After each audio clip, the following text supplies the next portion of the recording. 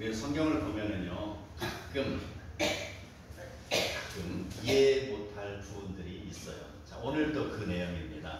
자, 창세기 보면은 사사기 다음에 역사는 사무엘서로 넘어갑니다. 그런데 사사기에 이어서 사무엘서 중간에 룻기가 들어가 있어요. 왜 그럴까? 이건 역사도 아닌데 말이에요. 큰 역사의 줄기도 아닌데 한 개인의 이야기가 그 속에 들어가 있는 거예요. 그거는 바로 이 개인의 이야기가 너무 중요하기 때문에 역사와 역사 사이에 그게 집어넣는 것입니다. 바로 사사기 시대 때에 하나님의 돌보심을 입은 백성, 그들은 끊임없이 바로 죄악의 패턴을 반복하고 있었습니다. 그래서 그들이 범죄하면은 그들이 고난을 당합니다. 그리고 그들이 고난을 당하면 이제 하나님을 부르짖습니다. 그리고 하나님을 부르짖으면 하나님 그들을 구원해 주십니다. 그리고 하나님의 구원이 있으면 그들이 평안을 누립니다. 평안의 세월이 지속되면 다시 죄를 짓습니다. 이 사이클의 연속이었습니다. 이 사사기가. 그런 상황에서 바로 백성은 희망이 없어요. 하나님의 말씀을 멀리 떠났기 때문에 희망을 잃은 그들입니다. 아무런 희망도 없는 그들에게 하나님은 룻이라는 사람을 통해서 이 백성에게 희망을 주시는 게 룻기입니다. 룻기 마지막 장 마지막 절에 보면은 바로 그의 후손 중에 다윗이 나오리라는 내용이 있습니다. 다윗. 그래서 룻기는 희망인 것입니다. 네. 자, 오늘 룻기의 주인공은 당연히 룻이겠죠. 자, 룻이라는 여인이 과연 어떠한 배경에서 태어났는가? 바로 모압 여인이에요. 모압 이방인입니다. 그 이방인인 룻이 하나님의 사람으로 세워지기까지는 그의 시어머니 나오미 역할이 크다라는 것을 우리는 알고 오늘의 말씀으로 들어가야 되는 것이죠. 자, 내용의 시작은요, 이스라엘 땅에 흉년이 닥칩니다. 그리고 엘리멜렉이라는 사람이 있습니다. 엘리멜렉이라는 사람이 그의 가족을 이끌고 모압 지방으로 이사를 갑니다. 내 집에서 떠나 다른 곳으로 간다는 것입니다. 내 산업이 지금 궁핍해서 다른 곳으로 옮긴다는 것입니다. 하나님이 주신 땅을 그는 벗어버리고 먼 이방 땅으로 간다는 것이죠. 자, 그 내용인 즉슨 바로 하나님의 말씀을 떠났다라고 우리가 유추할 수가 있습니다. 하나님의 땅에서 이방 땅으로 갔다, 바로 그것은 하나님 말씀을 붙들지 못하는 믿음이 없음이잖아요. 그래서 하나님의 말씀을 떠나고 이방 땅으로 갔다. 자, 그 결과 나의 산업의 기초, 나의 신앙의 기초, 모든 삶의 터전을 이제 하나님의 편에 있을 때 그것이 별 볼 일 없다고 생각해서 이제 세상으로 터전을 옮겼다. 이 말과도 같아요. 이게. 그런데 과연 그러한 삶이 잘 될 것인가? 우리는 생각을 해봐야 됩니다. 하나님 없는 삶이 과연 잘 될 것인가? 자, 그렇게 해서 이방 땅으로 갔는데, 이방 땅으로 갔으면 잘 먹고 잘 살아야 되잖아요. 그렇죠? 잘 먹고 잘 살아야 되는데 결과는 반대로 됐습니다. 엘리멜렉도 죽고요, 그의 큰아들도 죽고요, 그의 둘째 아들도 죽었습니다. 자, 그런데 그곳에 가서 그냥 큰아들, 둘째 아들, 그 다음에 그의 아버지 죽었으면 끝나는데 그것이 문제가 아니에요. 지금 그곳에 가서 결혼을 했다는 게 문제예요. 큰아들도 장가 보냈지, 둘째 아들도 장가 보냈지. 근데 두 아들이 죽었고 남편도 죽었으니 이제 그 집안에는 과부만 몇 명이에요? 3명. 쇠과부가 되버린 세상에 그런 집이 어디 있어요? 과부만 셋이 돼서 바라보니까 이제 주인이 누구 됐어요? 세대주가 누구 됐어요? 나홈이에요. 나홈이. 전에는 엘리멜렉이 가정을 이끌어 갔었는데 이제는 나오미가 세대주가 돼서 이제 나오미가 모든 것 주관적으로 이행을 해야 되는 것입니다. 전에는 엘리멜렉이 세대주였기 때문에 그의 신앙에 없은 대로 모압으로 갔잖아요. 근데 이제 그의 부인 나오미가 세대주가 되고 보니까 나오미는 그래도 신앙이 있었던가 봅니다. 그래서 우리가 돌아가자. 바로 이겁니다. 내가 나의 고향으로 돌아가야겠다라는 생각을 합니다. 그리고 나오미가 두 며느리를 불러드립니다. 그리고 이렇게 말합니다. 애들아, 내가 먹을 것을 따라 이곳까지 왔는데 여호와의 손이 나를 치시어 남편도 죽고 두 아들도 죽었구나. 나는 이제 고향 땅을 돌아갈 터인데 너희들도 너희의 백성과 그들의 신에게로 돌아가라 라고 권고합니다. 자, 두 여인이 둘 다 모압 여인인 거예요. 그래서 그냥 엄마 아빠 있는 곳으로 가라라고 권했습니다. 자, 그 말을 하니까 큰 며느리는 그곳에서 인사를 하고 그 자리에 떠나버렸습니다. 자, 둘째 며느리도 인사하고 떠날 것 같았는데 나오미가 보니까 둘째는 떠나지 않고 있습니다. 머뭇머뭇하고 있는 거예요. 그리고 그 둘째 며느리 룻이 이렇게 이야기합니다. 이게 룻기 1장 16절에 나오는 말씀입니다. 나를 돌이켜 돌아가라고 말하지 마소서. 어머니 가시는 곳에 나도 가고 어머니께서 머무시는 곳에 나도 머물겠나이다.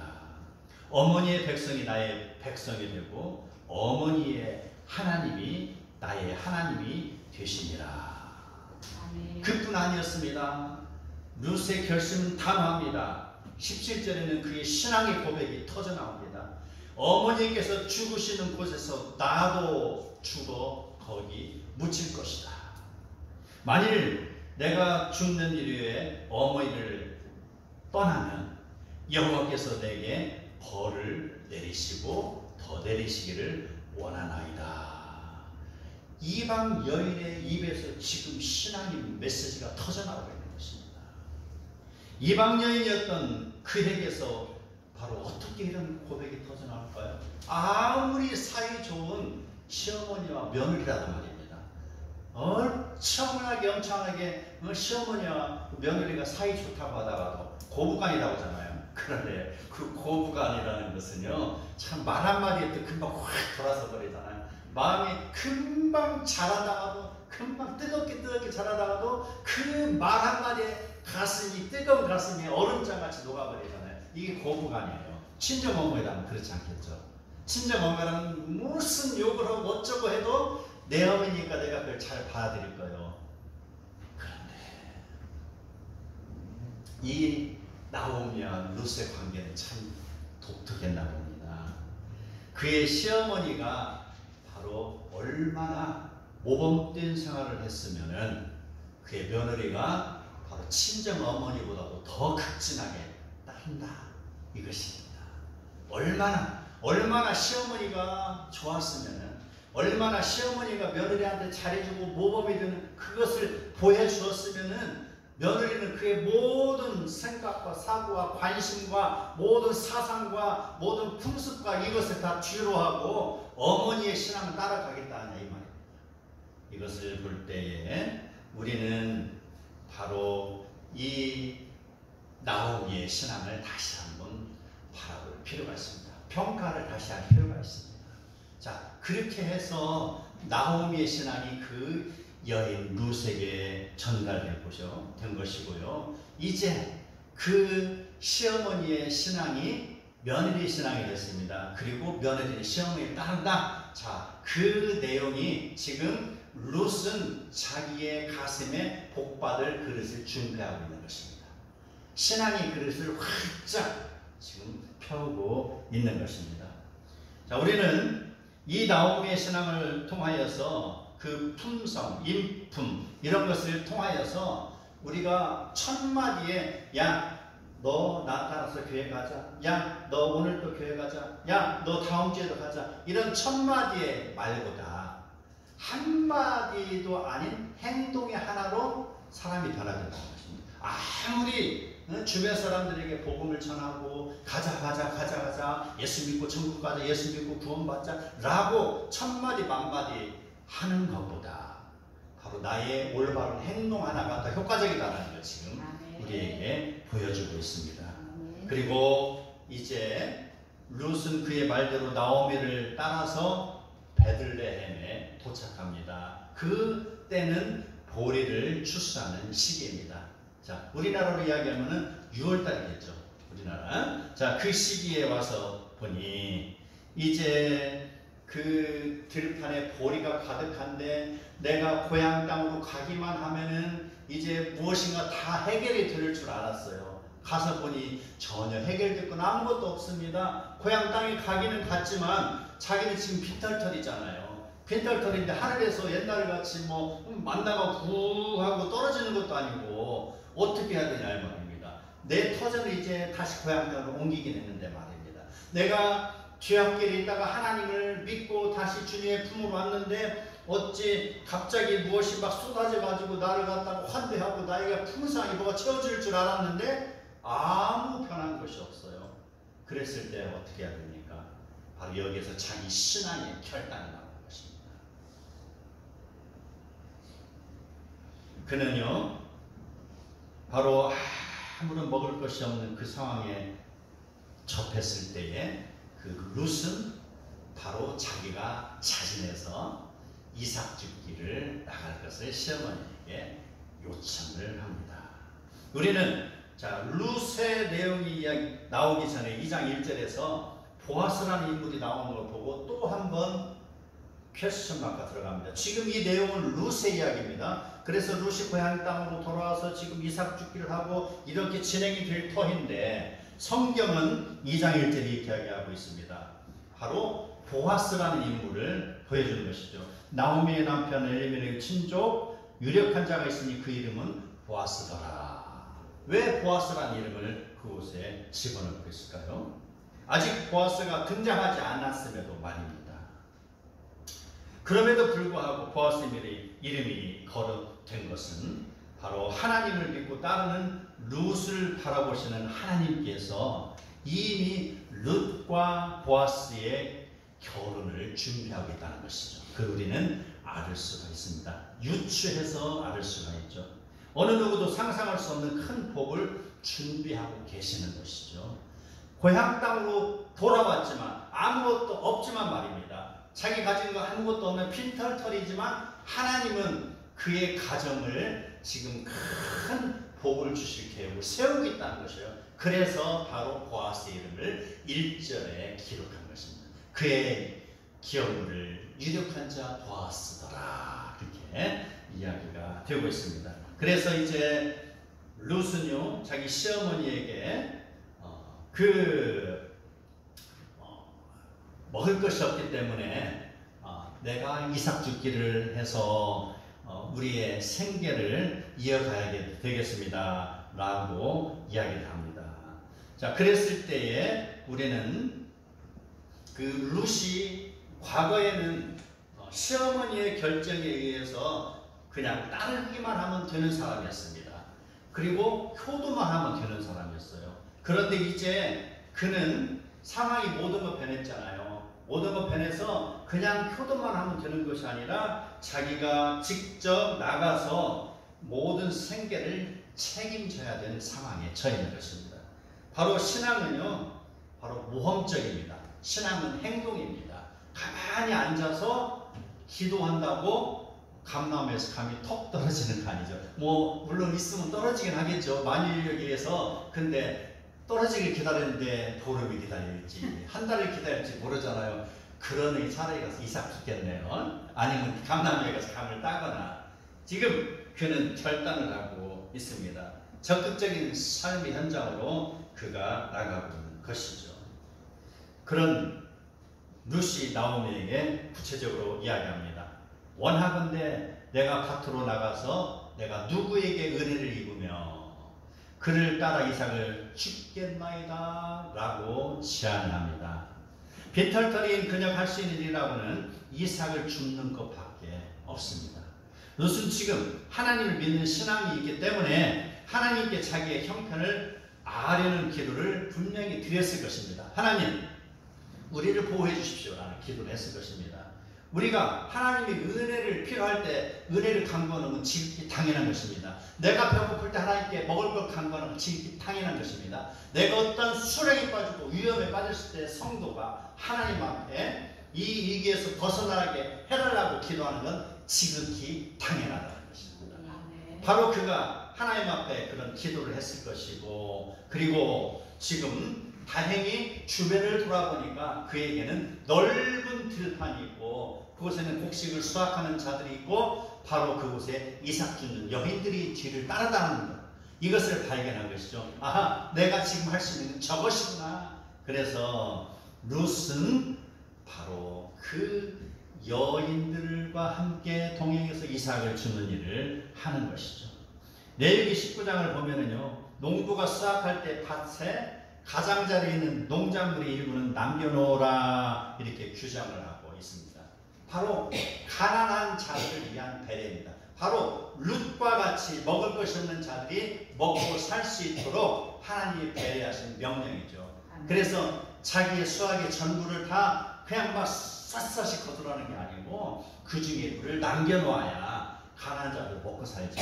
그리고 공중에 있는 과수에 줄고 위에 거 몇 개는 남겨놔야 뭐가 먹어요? 새들이 먹죠. 새들도 먹고 살아야 되잖아요. 그래서 100% 다 욕심 있게 다 걷어들일 생각을 마시기 바랍니다.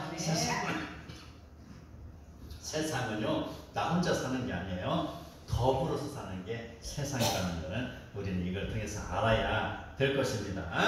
자, 그 법칙을 알아는 그런 룻, 이제 이삭 주기를 하고 있습니다. 그녀는 지금 아브라함의 법을 따르고 있습니다. 전에는 그가 이방인이었으나 이제는 아브라함의 영적 자손이요, 영적 자손의 신분이 된 것입니다. 이스라엘의 법을 따르고 있다는 것이죠. 자, 하나님을 믿는 것은요, 머리로만 믿는 것이 아닙니다. 신앙은요, 바로 머리 플러스 행동이에요. 그래서 제가 몇 달 동안 계속 이야기한 거 있죠. 믿음은 명사와 동사가 결부됐을 때 온전한 믿음으로 작동한다고 했잖아요.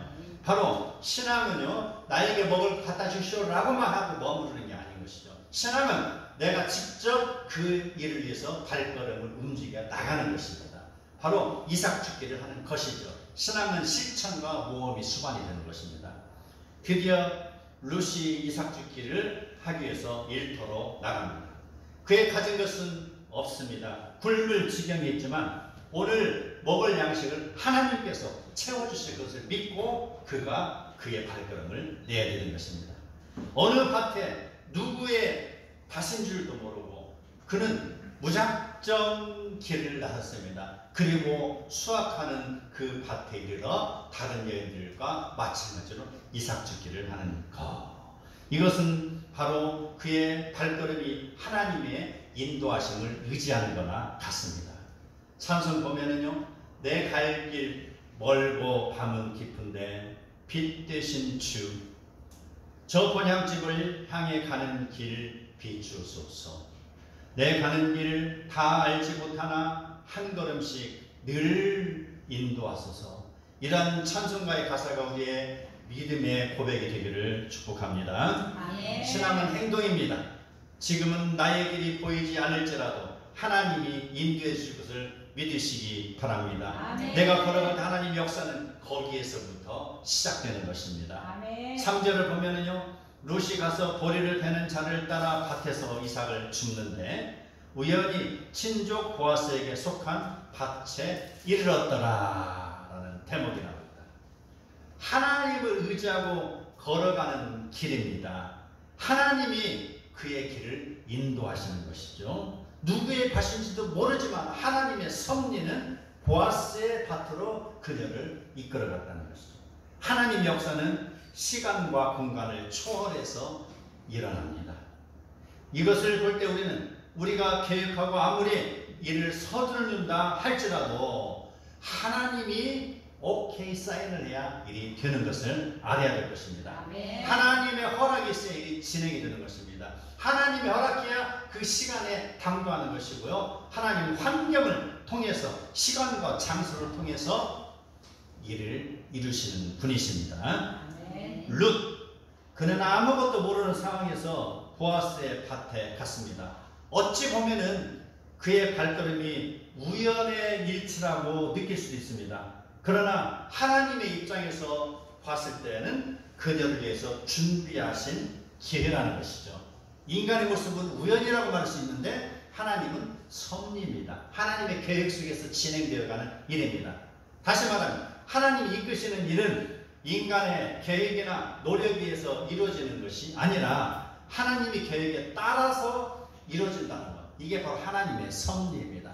그래서 우리는 때로는 내가 급해서 어떤 노총각이 급해서 또 어떤 사업하는 사람이 급해서 어떤 공부하는 사람이 또 취준생들이 급해서 지금 하나님 앞에 엄청나게 호소하고 있지만 하나님은 그 모든 자녀들에게 하나님의 때가 있는 것을 가르쳐 주십니다. 그래서 우리는 때로 급한 모습으로 이를 그르치는 수도 있지만 그러나 하나님을 의지하며 묵묵히 기다리는 것, 이게 하나님의 방법입니다. 하나님께서는 그에게 응답하시는 방법이 직접적으로 아무개야 어떻게 해라 라고 말하기보다는 뭐 그런 수도 있겠죠. 그러나 하나님은 성경을 통해서 우리에게 말씀해 주셨고요. 그리고 주변의 환경과 그런 시간과 장소를 통해서 어떠한 주변의 그런 환경과 배경을 통해서 내가 그 일을 할 수 있는 기회를 제공하는 것, 아마 그런 방법으로 역사를 많이 이루십니다. 이게 바로 하나님이 우리를 향한 섭리하심입니다. 아멘. 하나님이 행하신 일, 이제 4절부터 보면은 참으로 오묘하기에 그지없습니다. 4절 보면 마침 보아스가 베들레헴에서부터 와서 베는 자들에게 이르되 여호와께서 너희와 함께 하시기를 원하노라. 드디어 하나님의 섭리가 작동되는 순간입니다. 룻과 보아스는 서로에 대해서 아무것도 알지 못하는 상황에 있습니다.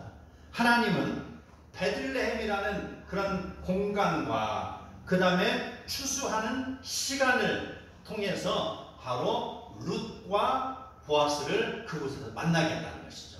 이게 하나님의 역사입니다. 그래서 우리는 때로 너무 언제까지입니까라고 하나님 앞에 너무 불평할 필요도 없는 것입니다. 나의 신앙이 무르익었을 때라는 것입니다. 아브라함도 하나님께서 내가 너에게 자식을 줄 것이야 라고 하니까 갈대아 우리에서 그가 나왔잖아요. 금방 자식을 하나님 줄 줄 알았어요. 근데 하나님이 그를 몇 년 기다리게 한 줄 알아요? 24년을 기다리겠어요. 그리고 25년째 아들을 줬어요. 자, 그건 뭐예요? 하나님이 아브라함을 향한 계획은 있는데 그에게 복을 주시기까지 그가 복받을 그릇이 준비되어야 된다는 것이죠. 그래서 때로는 내가 복받을 그릇이 준비가 됐는가, 내 삶에 내 신앙이 그 복받을 만한 터전이 됐는가, 이걸 생각해 봐야 된다는 것이에요. 바로 그런 때에, 이걸 무르익었을 때에 베들레헴이라는 공간과 추수할 시간이라는 그런 시간을 통해서 하나님이 역사하시는 것처럼 하나님은 바로 우리의 삶 속에서 시간과 공간을 통해서 역사하십니다.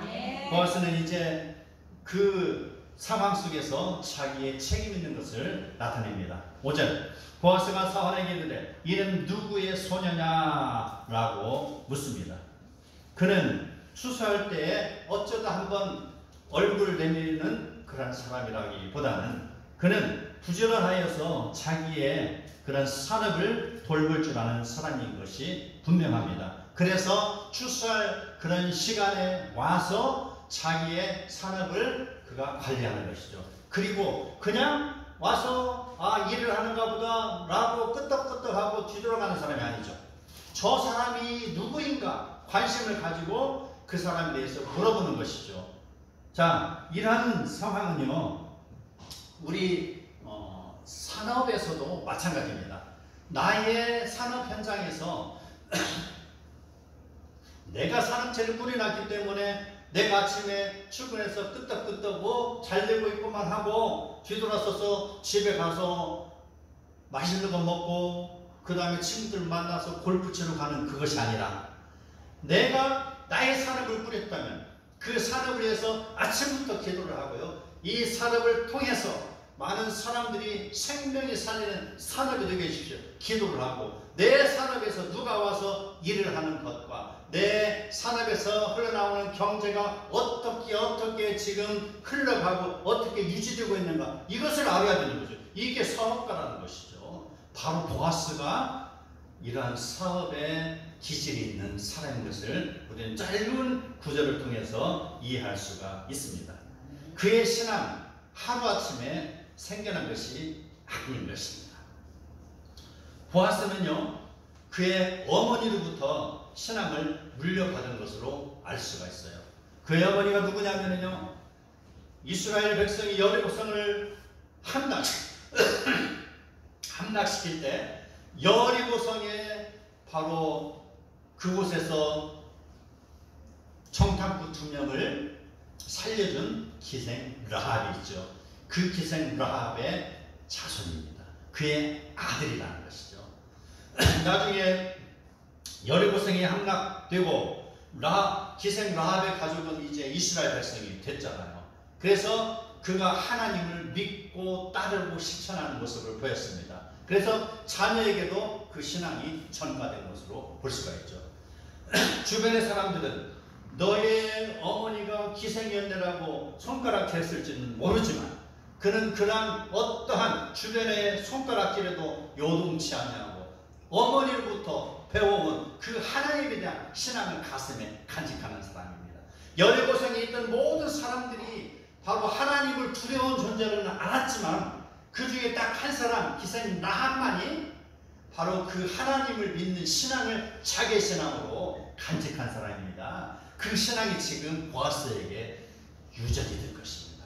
어려서부터 교육을 통해서 그가 신앙을 소유한 사람입니다. 그래서 보아스가 어떻게 운 좋게 이렇게 룻과 만나 결혼했네, 이 정도로는 생각할 그런 것이 아닌 것이죠. 두 사람과의 만남은요, 바로 룻은 나오미로부터 받은 신앙의 모습으로 거대한 그런 신앙의 여인이었고요. 이 보아스도 어머니로부터 받은 거대한 신앙의 용사였던 것이죠. 그래서 보아스와 룻의 만남은요, 이것은요 그냥 일개 남자와 여자의 만남으로 끝나는 게 아닙니다. 보아스와 룻의 만남은요 바로 마태복음 1장에도 기록이 되어 있어요. 바로 그의 후손 중에 다윗이나 예수 그리스도가 난다는 것이죠. 그래서 하나님은요, 하나님의 역사를 어떤 아무의 일개의 그런 별 볼 일 없는 그런 천노하다 같은 그런 곳에서 하나님의 거대한 역사의 흐름을 이루는 것이 아니고요, 작다 할지라도 일개 시골에서 또 특히나 이방 여인이다 할지라도 누가 알아주지 못하는 사람이다 할지라도 그의 깊은 곳에서 우러나오는 신앙의 용수숨치는 그런 곳에서 하나님의 역사의 줄기가 흘러간다는 것을 우리는 알아야 될 것입니다. 네. 하나님은 바로 그 보아스에게 역사하십니다. 그리고 보아스가 밭에 도착하였을 때 일하는 소년들에게 이야기합니다. 여호와께서 너희와 함께 하시기를 원하노라 라고 합니다.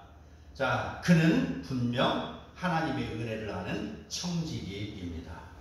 자, 룻의 신앙과 진취적인 기질을 가진 보아스의 성실함을 보시는 하나님이 두 사람을 통하여 큰 일을 계획하고 계시는 것이죠.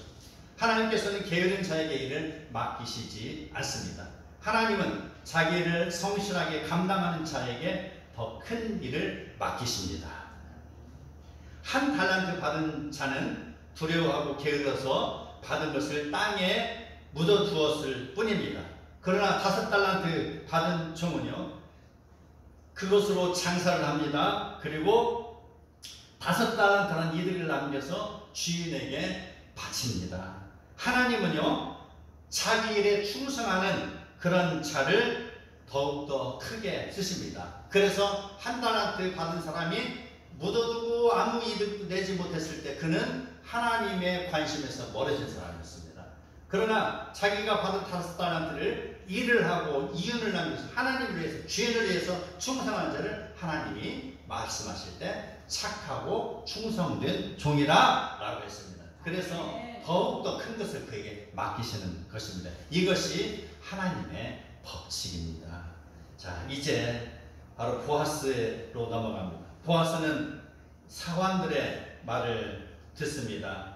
자, 저 여인이 누구냐고 했을 때 사환들이 말합니다. 그녀가 아침부터 나와서 열심히 이삭을 줍는 것과 그녀가 모압 여인이었다는 것을 알게 됩니다. 또한 그녀의 남편이 죽고 그는 바로 고향으로 돌아갈 수 있었지만 고향으로 가지 아니하고 아니면 젊은 남자를 찾아서 떠나지 아니하고 시어머니를 따라서 이스라엘 땅으로 와서 시어머니를 공경하기 위해서 지금 이삭을 줍고 있다는 것을 알게 되는 것이죠. 이 상황을 알게 된 보아스는 그를 어떻게 대합니까? 아주 따스하게 대합니다. 8절 보면은 보아스가 룻에게 이르되 내 딸아 들으라. 이삭을 주우러 다른 밭으로 가지 말며 여기서 떠나지 말고 나의 소녀들과 함께 있으라. 보아스는 지금 자기 앞에 있는 룻이 장차 자기 아내가 될 것을 전혀 모르고 있습니다. 그런 상황에서 그는 보아스는 룻을 존중하고 따스함으로 대하고 있습니다. 이것이 그리스도의 사랑인 것입니다. 아멘. 그것은 보리를 추수하는 곳이라서 먼지가 많이 일어납니다. 몸이 꺼끌꺼끌한 초라한 차례입니다. 룻과 보아스의 첫 번째 만남은 바로 그런 곳에서 시작되었습니다. 하나님께서 자녀를 부르시는 것, 어떤 우아한 그런 장소, 어떤 에어컨이 팡팡 틀어지고 환경이 좋은 비싼 커피숍에서 하나님이 만나주는 것이 아니라는 것이죠. 바로 하나님께서 자녀를 만나주는 공간은요, 그곳이 힘들고 꺼끌꺼끌하고 불편할지라도 바로 하나님의 일을 위해서 충성하는 곳, 그 시간, 장소, 자녀를 하나님이 만나주시는 것입니다. 아멘. 결혼 정년기에 있는 처녀 총각들 짝을 찾으러 큰 교회로 많이 떠나는 게 현실이잖아요. 우리 교회에서도 떠났잖아요. 네. 하나님은요 바로 그렇게 떠난다고 해서 만날 수도 있죠. 그러나 진정 하나님이 원하시는 방법은요, 네가 죽도록 충성하라는 것입니다. 너에게 맡겨진 공간에서 네가 죽도록 충성하라는 것입니다. 그것이 바로 꺼끌꺼끌하고 다른 사람들은 그곳에 있기를 싫어하고 바로 그곳에 가서 땀을 흘리고 요리를 하고 말씀을 전하고 아이를 가르치고 그런 현장, 다른 사람들은 다 외면하고 시원한 곳으로 도망치지만 하나님은 그곳에 남아있으며 충성하는 자들을 만나주시는 것을 알아야 될 것입니다. 아멘. 그랬을 때 하나님은 그들에게 더 큰 일을 맡겨주시는 것입니다. 오늘 나의 일상생활 속에서 나는 하나님과 동행하는 삶을 살고 있는지 한번 물어보시기 바랍니다. 아멘. 하나님은 하나님을 의지하며 사는 성도를 반드시 보호하십니다. 남편 없는 여인은요, 남자들의 요깃거리가 되기 쉽습니다. 더군다나 타국에서 온 여인이야말로 남자들에게 희생양이 될 수밖에 없는 그러한 현실 앞에서 그러한 상황을 알고 있는 보아스, 그는요 사환들에게 명령해서 룻을 건드리지 말아라 라고 지금 보호하고 있습니다. 하나님은 자녀가 어려움에 있을 때 이보다 더 큰 천군 천사를 보내서 보호하는 줄을 믿으시기 바랍니다. 아멘. 9절에 이렇게 나옵니다. 보아스가 룻에게 내가 그 소년들에게 명령하여 너를 건드리지 말라 하였느니라. 목이 마르거든 그릇에 가서 소년들이 길러온 것을 마실지니라 라고 이야기합니다. 하나님의 은혜가 들어가기만 하면 사탄도 자녀를 넘어뜨릴 수가 없습니다. 하나님이 천사를 보내어 자녀를 보호하십니다. 믿는 사람이나 믿지 않는 사람이나 할 것 없이 모두 하늘에서 내려지는 비를 맞습니다. 그러나 하나님의 날개 그늘에 거하는 사람은 따로 있는 것을 알으셔야 됩니다. 많은 사람이 이삭을 줍고 있지만 보아스의 특별한 보호를 입는 사람은 룻이었다는 것을 알으시기 바랍니다. 아멘. 자기 나라의 신을 버리고 하나님 믿기로 결단하였고 하나님 믿는 신앙으로 살아가는 그녀에게 하나님의 긍휼이 임하는 장면입니다. 10절 룻이 엎드려 얼굴을 땅에 대고 절하며 그에게 이르되 나는 이방 여인이거늘 당신이 어찌하여 내게 은혜를 베푸시며 나를 보호하시나이까? 라고 묻습니다. 룻이 이스라엘 사람이 아닌 것은 분명합니다. 그러나 하나님이 그녀를 사랑하시는 것은 그녀가 하나님을 경외하였기 때문입니다. 룻과 보아스의 만남은요, 하나님의 섭리에 의한 것입니다. 룻기 마지막 절에 아까 제가 서두에 말씀했던 것처럼 바로 이 거대한 일을 이루게 하시는 것, 바로 그 룻의 자손에서 이스라엘을 힘있게 구할 다윗 왕을 주신다는 사실, 바로 이러한 역사가 일어나는 것입니다. 하나님은요, 바로 충성하는 자를 통해서 이러한 일을 이루게 하십니다. 이방인 이스라엘 사람 구별하지 않습니다. 누구를 막론하고 하나님은 쓰시는 것이죠. 바로 조건이 있습니다. 누구를 막론하고지만 믿음이 있을 때라는 것이죠. 그래서 믿음이 중요한 겁니다. 섭리의 작동은 바로 충성하는 곳에서부터 시작되는 줄 믿으시기 바랍니다. 아멘. 우리는 지금 어디에 있든지 무슨 일을 하든지 하나님의 편에 서서 일을 하시기 바랍니다. 아멘. 그러면 하나님의 은총이 이른 비와 늦은 비로 임하실 것입니다. 어떠한 어려운 상황에서도 나에게 맡겨진 그런 일을 소홀히 하지 마시기 바랍니다. 아멘. 믿음과 성실로 받들 때 하나님은 그러한 자에게 크고 놀라운 일로 보여주실 것입니다. 신앙은 결코 지식이 아닙니다. 은혜를 받았으나 그 은혜를 머무르게 하는 그런 것은 신앙이 아닙니다. 신앙은 실천입니다. 죽도록 충성하는 자에게 생명의 면류관을 주신다고 말씀하셨습니다. 우리에게 주어지는 환경과 시간 속에서 하나님의 일을 감당함으로 하나님의 복을 누리는 저와 성도 여러분이 되기를 축복합니다. 아멘.